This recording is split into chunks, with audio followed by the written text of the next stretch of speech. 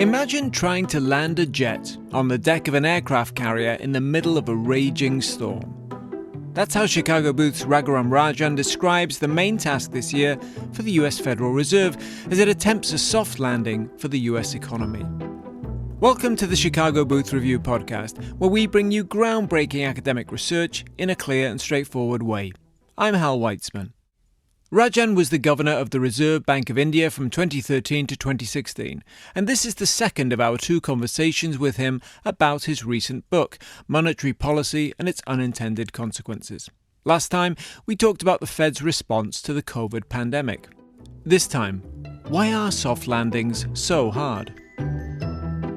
Raghuram Rajan, welcome back to the Chicago Booth Review podcast. Thanks for having me. Now, this is the second part of the conversation I wanted to have with you about your book, Monetary Policy and Its Unintended Consequences. Last time, we talked about inflation and particularly the Fed's role in, you didn't want to say causing inflation because we blamed the Peloton people for that, if you remember, the Peloton owners, not the company. But we did say that the Fed had played a role in aggravating, let's put it that way, inflation. You've recommended that central banks revert to being what they were, boring, conservative, perhaps out of the limelight. What would that mean in practice? I think it means not being extremely aggressive for a long period of time. Okay, what do I mean by that? I mean, look, central banks have to intervene every once in a while. Certainly with financial sector problems, they have to come in and try and help resolve them. The problems, I think, start emerging again if the central bank sort of stays with accommodative policies for a really long period of time. That makes, market participants, banks, borrowers, feel, a little complacent. And things are going to remain this way for a long period of time. They take on more risk than they should. They borrow more than they should. And when things change, as they inevitably do, they're caught out. They're surprised. And some of that comes from a central bank which assures people, we're going to stay the course for a really, really long time. What is sometimes called forward guidance. But it's really this notion that, the central bank works best by signaling stances for really substantial periods. And I think that's a mistake. Anesthetizing the bond market that we talked about before, or more generally, anesthetizing market participants and telling them there's little risk, has its danger, which is they actually do take that risk, and then they're unprepared when you change the terms on them.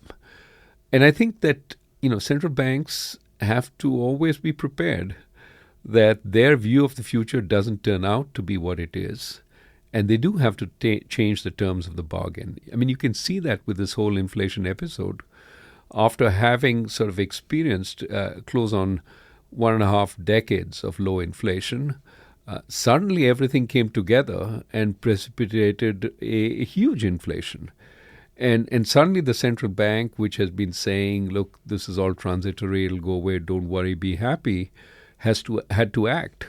And act in a way that, raised interest rates faster than, in many other cases before in its recorded history.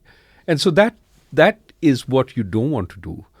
And a better way of doing it is to always keep the market a little guessing, keep players a little guessing. Maybe you're not as effective in making them take risks, but you also have less to deal with. And often the risks they take are not the risks you want them to take, which is, build more factories, employ more people. Right.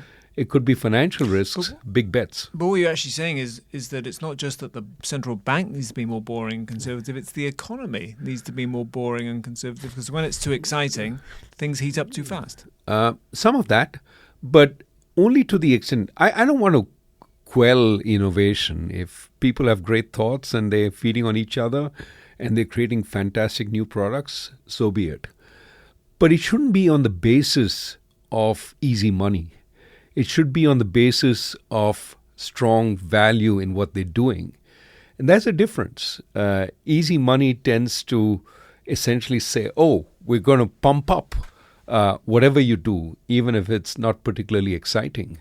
And we're going to pay top money for some of these things. And you get a whole lot of humdrum innovation, and that shows up eventually in the markets readjusting, sometimes in a crisis.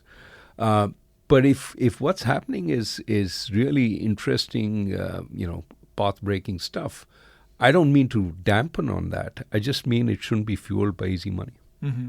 Now, you're in touch with a lot of people at the Fed, I'm sure. One of your colleagues, Austin Goolsbee, is on the board. Have they learned their lesson? I mean, what lessons have they drawn from the episode inflation? I think most Fed people would say that they made a mistake in saying it was transitory.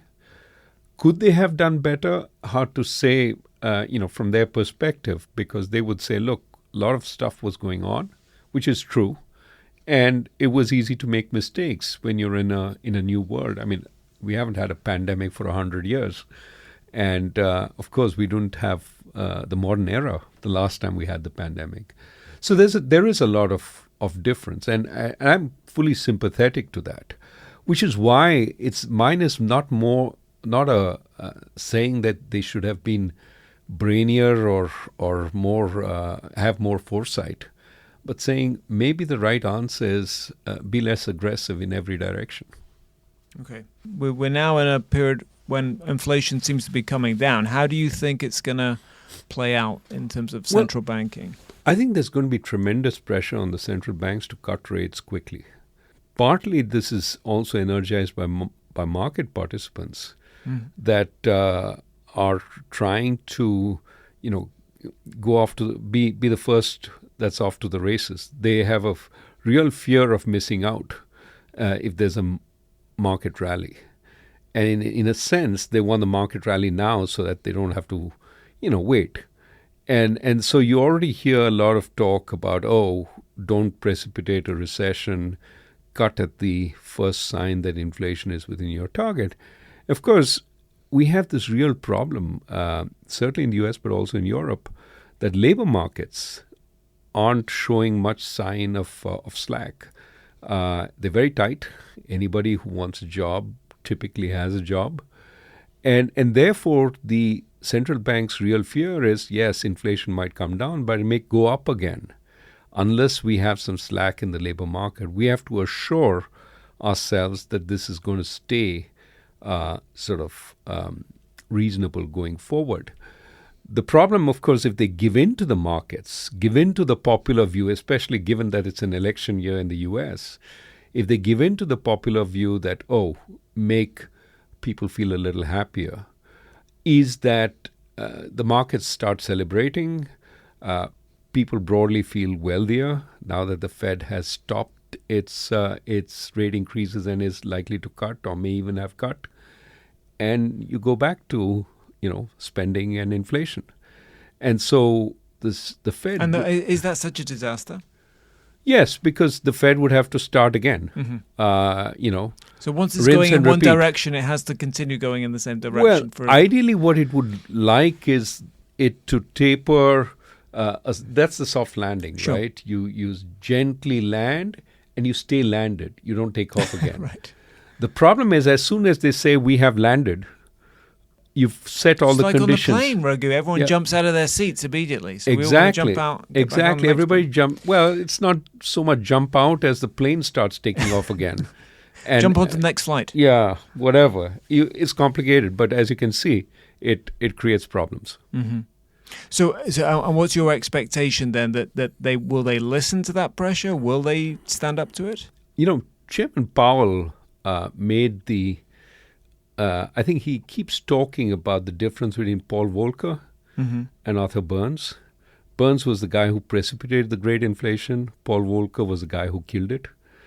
And to some extent, you can see who Chairman Powell sympathizes with. It's Paul Volcker. Mm-hmm. And Paul Volcker created 2 recessions.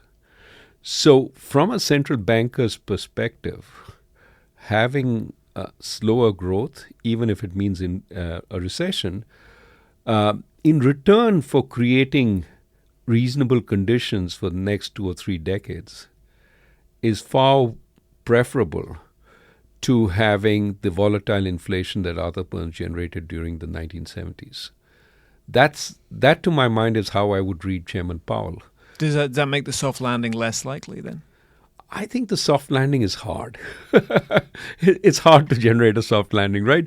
I mean, the analogy I offer is often, look, you're trying to land a plane on an aircraft carrier in the middle of choppy seas.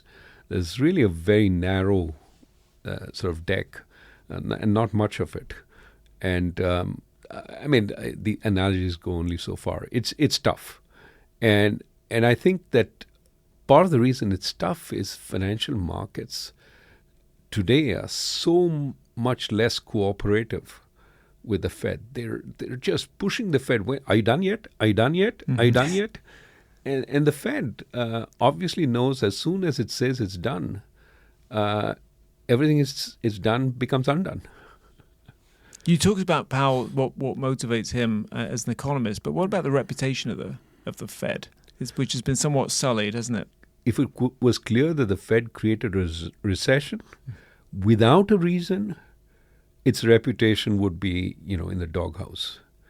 If there is a sense that there was high inflation and the Fed had to do what it had to do to bring it down, and we had a mild recession in order to do that, it may still be okay. I mean, remember, Paul Volcker created a pretty severe recession in order to, but that was after the U.S. had high inflation for a whole decade, and that had to be wrung out. Maybe Powell can do this with a mild recession, but if that's the price it takes, they may forgive him. Now, I'm not sure, if it's the Democrats versus the Republicans, and we have an election which swings one way or the other, whether they would be as forgiving. But nevertheless, I think the people, in hindsight, will appreciate that he did his job. Mm-hmm. It seems to me that central banks are somewhat stuck because they rarely get credit. If there is a soft landing, will they get the credit that they may deserve for that? They might. I mean, as I said, it's such a it's not easy to see what they're doing and whether they're doing it deftly or not. Everybody hangs on to their words because they want to know which way interest rates are going. But have they done their job in the most effective way possible, trading off growth versus inflation? It's very hard to decide that. And my sense is it's not the central bank that will get credit if we do get a soft landing. It's the politicians. Right. Talk about you. I mean, you were obviously governor of the Indian central bank. Talk about the rest of the world and how they're looking at this and watching what the Fed is doing. You've written a lot in the past about international spillovers from U.S. policy. It is interesting because a bunch of central banks this time around moved ahead of the industrial country central banks, Brazil, Mexico, to some extent India, but Brazil and Mexico are the poster children for central banks having learned the consequences of past crises, and regardless of the political establishment in their country, moving to head off both inflation as well as currency depreciation, and saying when the Western countries start raising interest rates, we should be prepared. Otherwise, we'll have a serious outflow of capital and a taper tantrum just like we had in 2013. And interestingly, they've done reasonably well. Inflation is down in Brazil and it's been cutting interest rates. Inflation is down in Mexico, still not sort of done serious interest rate cuts, but that might well happen. Part of the reason they haven't is they've got a pretty strong economy also. You talked about, we started by talking about how central banks should be boring, should be conservative. How do we get back to boring, given where we are? Does that mean higher interest rates for longer? Is that where we settle? No, I don't necessarily mean higher interest rates. Have normal interest rates. Mm-hmm. And don't try to do anything for too long. And don't give any forward guidance. Your forward guidance is not particularly sort of insightful and may imprison you more than it conveys information. The other big thing I think is we will realize with the benefit of history that the period of low inflation was not so bad. We didn't have galloping deflation. We had 1.5% inflation. And we got into a tizzy about that. This is too low. We are underperforming our inflation target. We have to do far more. And we brought about this great inflation that we're seeing. And I think when we look back at those times and say, were we excessively worried? Almost surely the answer will be yes. Now, is it possible that if we were complacent about it, we would have got galloping deflation? Perhaps. But I think we haven't seen galloping deflation anywhere in the world. So in that sense, I would say that maybe, one of the lessons from this whole period will be don't fret too much about low but stable inflation. Worry more about being prepared for high inflation when you see the signs and act fast against it. And so how long do you think till we get back to low, stable inflation? Well, it depends, of course, on what the central banks do. But I would say that, unless something extraordinary happens, 24 and 25 sometime is when we should be back within our inflation target. All goes well. Okay, excellent. Well, we'll have you back to check in on how that's going later on in the year. Raghuram Rajan, thank you very much for joining us on the Chicago Booth Review Thanks podcast. for having me. That's it for this episode of the Chicago Booth Review podcast, which was produced by Josh Stonkel. You can find an excerpt from Raghuram Rajan's book, Monetary Policy and Its Unintended Consequences, on our website, chicagobooth.edu/review, under the title, The Case for and Against Central Bankers. If you enjoyed this episode, please subscribe, and please do leave us a 5-star review. I'm Hal Weitzman. Until next time, thanks for listening. Goodbye.